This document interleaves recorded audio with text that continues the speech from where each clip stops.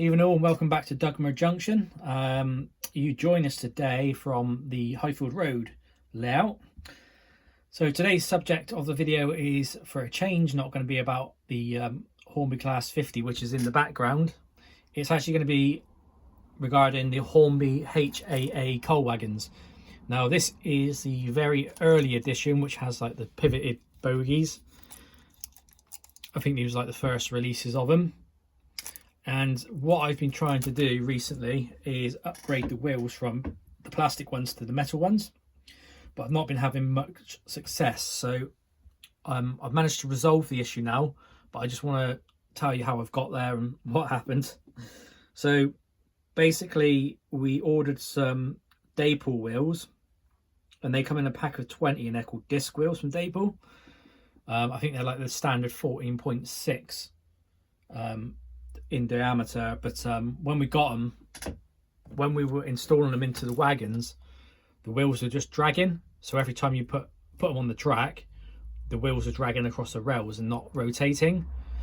So we thought that the axles were too long in length themselves, so they were getting caught inside the recesses and jamming.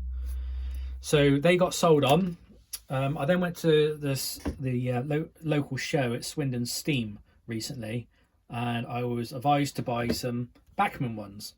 And the chap at the show said to me, "Yep, get the Bachmann ones. 36017 is the code, and they will they'll sort you out." So off I went, brought 2 packs of those, turned up, exactly the same problem. So they went back, unfortunately, because I couldn't get them to work, and at the time didn't think they were fit for purpose. So that was a little bit frustrating, and I had nothing else which I could have used them for on the railway, so they would have just got slung in a drawer. So yeah, they went back, and then with the money I got back from that, I then went to buy some more Bachmann ones. Now this is where I had a little bit of an issue. I basically got told to get the Bachmann 12mm wheels. So I went on Googled Bachmann 12mm wheels, come up with a Hatton's website, went through to Hatton's, ordered them, and then, much to my surprise, they turned up and they were 12mm Daypool wheels. So I was scratching my head a little bit. I was like, well, why the bloody hell have I got Daypool wheels and I've ordered Bachmann ones? But then when I checked back on my order confirmation, it actually did say Daypool. So I have no idea what happened between going from Google and it saying 12mm Bachmann wheels to actually get into the cart. Maybe I made a mistake somewhere along the line. You know, I didn't pay much attention. I just put the wrong ones in there, or something's wrong between Google and Hatton's. I don't know, but they went back because they didn't fit. And then I ordered the correct 12mm ones on eBay. They turned up, and guess what? Yeah, they didn't fit. So yeah, I was starting to give up at this point. So I thought, right, what I'm going to do, they can go back, and I'm going to try a different sort of Bachmann ones. So the ones I've got here at the moment are code 36034 brass turned wagon disc wheels. You get 10 in a pack, and I brought 2 packs of those. They turned up this evening, and you guessed it, they're the same again. Couldn't get the wheels to turn. So yeah, I didn't really know what to do. The only option was to try Hornby ones maybe, or there was some Alan, I think his name's Alan Gibson. I was going to try some of those, but then when I was sat there having my tea this evening, I was having a quick scroll on my phone back on RM Web, hence why these are in the shot.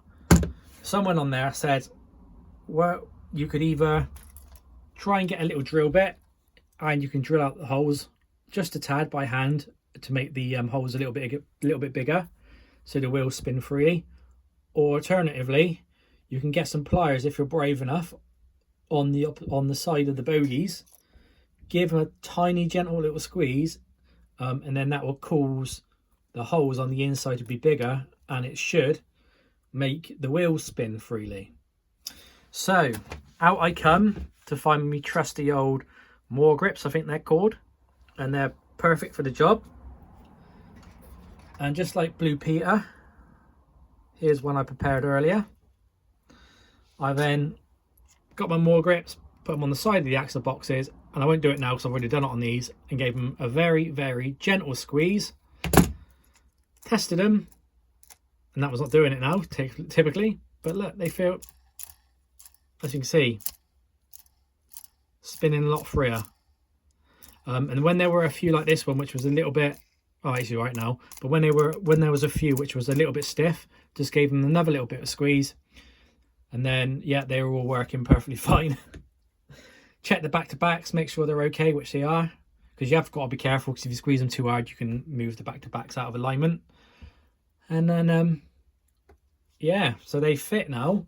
And so I've been basically sat here thinking, oh, I wonder if the Daypool ones actually fitted, and I wonder if the other Batman ones would have fit if I would have gave them a little squeeze with the old bloody Moore grips. So there we go. I've got one pack left to fit on some more HAAs to the side of me and the one in front of me. But yeah, a bit long-winded, but the purpose of this video basically is if you're looking to upgrade your wheels on your old Hornby HAA wagons, which have got the pivot style bogies, get yourself a pair of Moore grips or a pair of pliers or something you're brave enough just to pinch them together, and that will fix the issue for you. Don't have a nightmare like me, spend loads of money waiting for refunds, only for it maybe to be my own fault in the long run. So anyone who's had to deal with me recently, Hattons and other eBay sellers, apologies.